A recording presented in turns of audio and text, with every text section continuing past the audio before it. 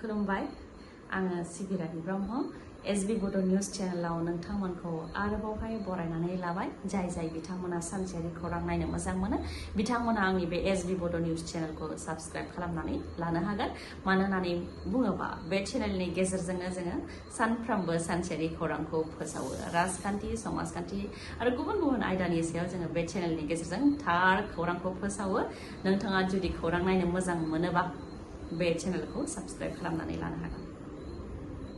दुखुनांथाव खौरां सारअन्थाइ गावनायजों मैयानि सानाव सानै उन्दै हौवासा गथ'साया जायगायावनो जिउ खोमानो गोनां जादों आरो सासे उन्दै हौवासा गथ'आ जोखोम जानो गोनां जादों। बेलासि 5 रिंगासो समाव जानो मोन्दों बे जाथाया हग्राजुलि दखरा एबसुनि बेन्दोङाव थानाय अलंबार गामिनि गेलेग्रा फोथाराव जोलुर गेलेबाय थानाय समावनो हरखाबै सारअन्थाइ गावनायाव धनबीर हाज'वारि आरो सोरांसा बसुमतारी बिथांमोनहा जायगायावनो जिउ खोमानो गोनां जादों। ओजोंहाय देबजित नार्जारी बिथाङा जोखोम जानो गोनां जादों।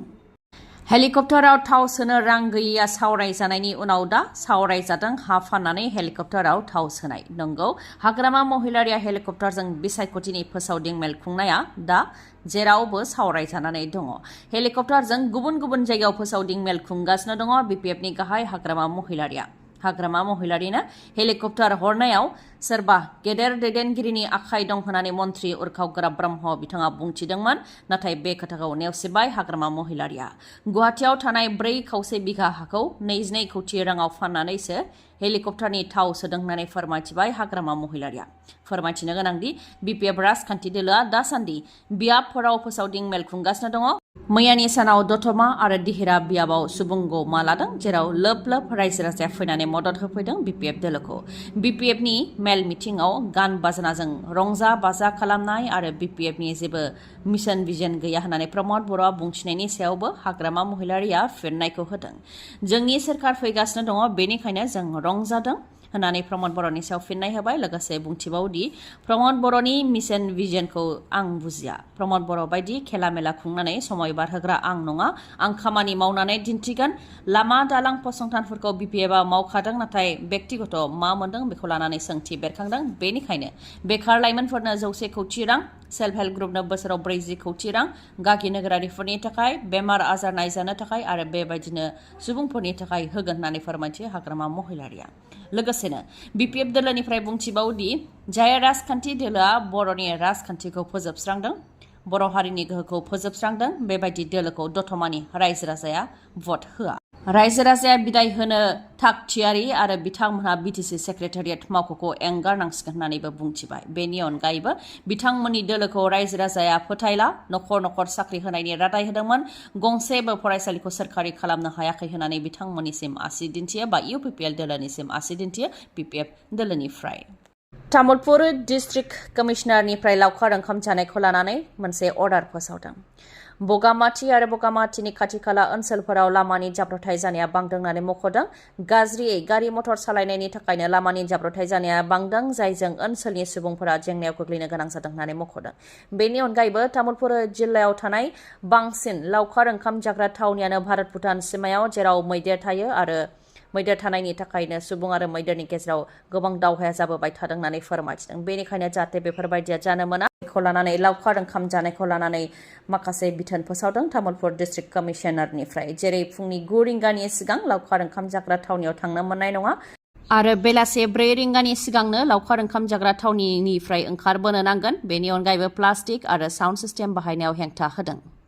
लावखार ओंखाम जानो थांग्रा माखासे थावनिफोर जेरै कुमरिकाटा फरेस्ट रेन्जनि सिङाव थानाय लावखार ओंखाम जाग्रा थावनि बगामाथि आरो तामुलपुर आरो गरेस्वर रेभिनिउ सार्कलनि सिङाव थानाय लावखार ओंखाम जाग्रा थावनिफोराव बेयो बाहायजागोन।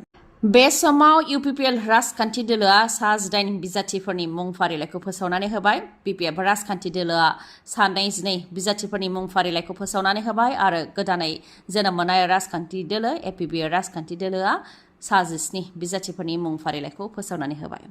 खाम्फा बरगयारि बिथाङा मोननै बियाबनिफ्राय बिसायख'थि गेलेगोन नामा? देबरगाव बियाब आरो 14 नं चिरांदुवार बियाब बे मोननै बियाबनिफ्राय खाम्फा बरगयारि बिथाङा गेलेगोन नामा?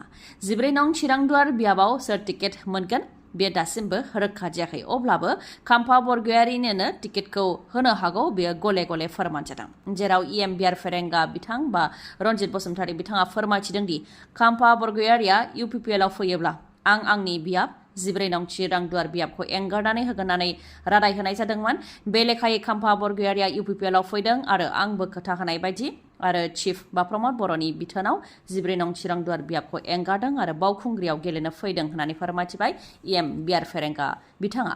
बेजों जों बुजिनो हायो बा हमदांनो हायो 14 नं चिरां दुवार बियाबाव खाम्फा बरगयारिया टिकेट मोननो हागौ। ओजोंहाय फेरेंगा आरो खाम्फा बरगयारिया बबेयाव गेलेगोन आंबो बेयावनो गेलेगोन होननानै हाग्रामा महिलारियाबो बुंदोंमोन। बे बेलायावबो बिआर फेरेंगा बिथाङा बुंथिबावदों दि हाग्रामा महिलारिया बावखुंग्रि बियाबाव फैनानै गेलेफैथों आरो हाग्रामा महिलारिनि बियाब देबरगाव बियाबाव खाम्फा बरगयारिया गेलेनो थांगासिनो दङ। देबरगावखौबो हाग्रामा महिलारिया हायोब्ला रैखा खालामहोननानै बुंथिबाय बिआर फेरेंगा बिथाङा। फोरमायथिनो गोनांदि इउपिपिएल राजखान्थि दोलोआ दासान्दि गामि गामि बिसायख'थिनि फोसावदिं मेल खुंनायजों लोगोसे जयनिं हाबाफारि खुंगासिनो दङ। थिग बेबायदिनो बिआर फेरेंगा बिथाङाबो बावखुंग्रि बियाबाव जयनिं हाबाफारि खुंनायजों लोगोसे बिसायख'थिनि फोसावदिं मेल खुंदों। बे हाबाफारियाव बाहागो लानानैनो बिआर फेरेंगा बिथाङा बेफोर खोथाखौ फोरमायथिदों। बावखुंग्रि बियाबनि अनगायैबो 13 नं चिरां बियाबावबो बिजेपि आरो बिपिएफ दोलो एंगारनानै राजबंशी आरो बेंगलिफ्रा इउपिपिएल दोलोआव आखाइ हमफैदों। ओजोंहाय जमदुवार बियाबावबो बिपिएफ दोलो एंगारनानै इउपिपिएल दोलोआव आखाइ हमफैदों। धोनसिरि बियाबावबो इउपिपिएलनि बिजाथि रुजुगोरा मुसाहारि बिथांनि नुजाथिनायाव जयनिं हाबाफारि बानजायदों। जेराव इउपिपिएल दोलोआ देरहागोन होननानै दाबि खालामनायजों लोगोसे प्रमद बर' बिथांनि दैदेननायाव गोजोन खौसेथिखौ मोननो हादों। बेनि अनगायैबो जौगानायनि बेलायावबो अनसाय बिथांखि, गियान सोरां बिथांखि, माइनाव सोरां बिथांखि आरो आलारि सोरां बिथांखि बायदि मोननो हादों होननानै फोरमायथियो इउपिपिएल दोलोनिफ्राय। बेबायदिनो इउपिपिएल राजखान्थि दोलोआ गुबुन गुबुन बियाबनि सिङाव जयनिं हाबाफारि लानायजों लोगोसे बिसायख'थिनि फोसावदिं मेल खुंगासिनो दङ। देहा फालांगिनि खौराङा फिन बिचाराव गोसारदों। इउपिपिएलनि दावबायसा बर'जों खाथि सोमोन्दो थानाय इद्रिस आली आरो डेभिड राभानि सायाव भुटानाव आइजो दैथायहरनायनि अजद। बजरं दलआ हमदों आइजोफोरखौ आरो पुलिसनि आखायाव गथायनानै होदों। देहा फालांगिनि थाखाय भुटानाव आइजो दैथायहरनायखौ खौरां मोननायनि उनाव फल' खालामनाय जादोंमोन। बेनि उनावनो सानै सिख्लाखौ हमनो हादों होननानै फोरमायथिदों बजरं दलनिफ्राय आरो हमजानाय सिख्लाफोरखौ पुलिसनि आखायाव गथायनानै होनाय जादों होननानैबो फोरमायथिदों। जाय आइजो दैथायहरनायनि खामानिखौ मावो बिसोरो इउपिपिएलनि मुं लानानै हुमखिबो होयो होननानै फोरमायथियो आरो बिसोरनिया बेबायदि गाज्रि खामानि मावनायनि 3-4 रेकर्ड दंखायो होननानैबो फोरमायथियो। गोबां सिख्लानि इयुनखौ गाज्रि खालामखाबाय, बेनिखायनो पुलिसआ जाहाथे थाबैनो एरेस्ट खालामो बेनि थाखायबो दाबि दैखाङो बजरं दलनिफ्राय। ओजोंहाय बे आयदायाव इउपिपिएलनि दावबायसा बर' बिथाङाबो खुगा बेखेवदों। बिथाङा फोरमायथिदों दि इद्रिस आली आरो डेभिड राभाया इउपिपिएल दोलोनिनो मावथि, नाथाय बिथांमोननिया गाज्रि खामानि मावनायनि जेबो रेकर्ड गैया। हौवाफोरखौ फानदायनो थाखाय बांसिनै टार्गेट खालामनाय जादों होननानै फोरमायथिबाय बिथाङा। जेराव हमजानाय आइजोफोरा पुलिसनि सिगाङाव गुबुन खोथा फोरमायथिदों होननानै मिथिहोबाय दावबायसा बर' बिथाङा।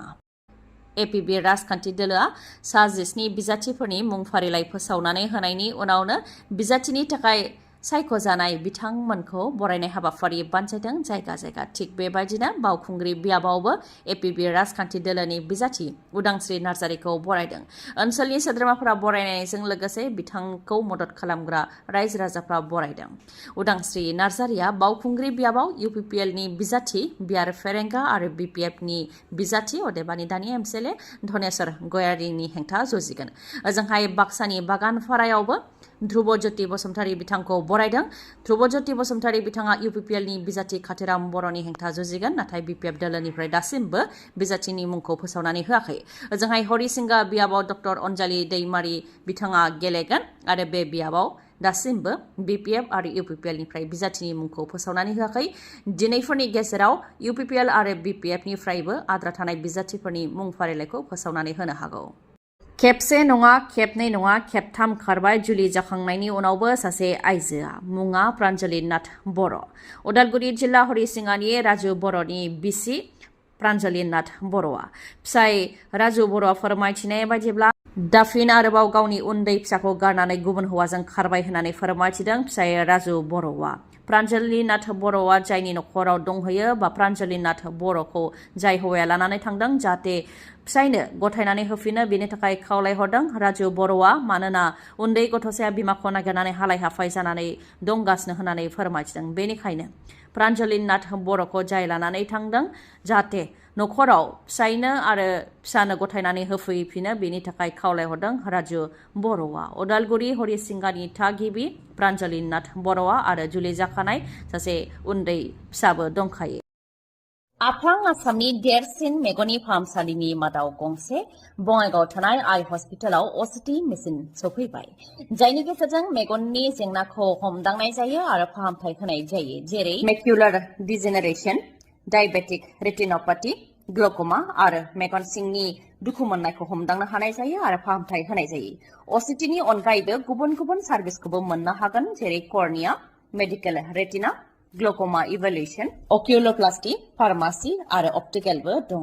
बेनि अनगायैबो सानाय गैयालासे, सुथेनाय गैयालासे, इन्जेक्सन गैयालासे कम्पिउटार पेकनि गेजेरजों केटारेक्ट सार्जारिबो खालामनो हायो। आइ हस्पिटालाव डक्टर रुमि दास, डक्टर आशराफुल आलम आरो डक्टर मेघाली शर्माखौ नोंथांमोनहा मोननो हागोन। डक्टर रुमि दासआ तामिलनाडुनि अरविंद आइ हस्पिटालनिफ्राय फैगोन। बिथाङा कर्निया आरो केटारेक्ट स्पेसियलिस्ट, MBBS, MS अप्थालमलजी आरो टपिकल पेक सार्जारिनि एक्सपार्ट। बिथांजों लोगोसे MBBS, MS आइ स्पेसियलिस्ट अप्थालमलजी पेक सार्जन डक्टर आशराफुल आलम आरो MBBS, MS आइ स्पेसियलिस्ट अप्थालमलजी डक्टर मेघाली शर्माखौ मोननो हागोन। खम बेसेनावनो नोंथांमोनहा फाहामथाय लानो हागोन। थङा जाहैबाय बङाइगावनि लवार आसाम हस्पिटालनि उल्था दिगाव थानाय बास स्टेन्डनि साखाथियाव। कन्टेक्ट नाम्बारा 6900949999। खौरांखौ जोबजासे खोनासंनायनि थाखाय गोजोन्थों। उननि समाव आरोबाव जों बेबायदिनो लोगो मोनफिनबावगोन।